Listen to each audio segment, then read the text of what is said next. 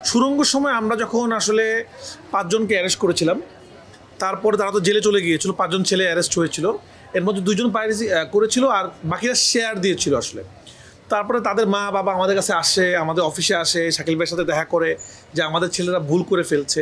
তা আমি একটা কথা বলতে চাই, তারা এখনও মনে হয় জেলে আছে, কারণ এটা তো আইনি অপরাধ। অনেকে বুঝে না বুঝে বিভিন্ন রকমের সিনেমার ক্লিপ, বিভিন্ন লিঙ্ক শেয়ার দেন। আমি অনেক সাধারণ দর্শকদেরকে বলছি বা ইয়াং ছেলেদেরকে বলছি, তারা হয়তো বুঝতে পারেন না, এটা ফান মনে করেন। আমার কাছে একটা জিনিস আছে, যে কোনো সিনেমা হতে পারে আসলে। যখন এটা আইনি পদক্ষেপ যখন নেওয়া হবে, তখন কিন্তু যেই মানুষটা এটা শেয়ার দিয়েছেন সেও কিন্তু এটা আয়ত্তে পড়বেন। তখন কিন্তু এটা বলার সুযোগ নাই যে আমি তো এমনিই জাস্ট মানুষকে দেখাইছি, এটাও একটা অপরাধ। তো আমি এটা কেন বলছি, কারণ আমার মনে আছে যখন আমাদের কাছে সুড়ঙ্গর পরে ওনার ফ্যামিলি এসেছিল যে আমাদের, এবং ওনার ডিরেক্টর আমাদেরকে ফোন দিচ্ছিল যে মিরপুরের থেকে একজনকে অ্যারেস্ট করা হয়েছিল, সাভার থেকে একজনকে অ্যারেস্ট করা হয়েছিল। তো আমরা চাই না কোনো নিরপরাধ মানুষ ভুল করে ফেসে যাক, এটা আমরা বারবারই বলছি।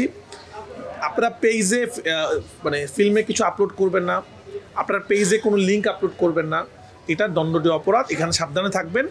এবং আমি বিশ্বাস করি যারা বাংলা সিনেমা ভালোবাসেন, বাংলা সিনেমা দেখেন, যারা সিনেমা হলে সিনেমা দেখেন, তারা চুরি করে সিনেমা দেখবে না।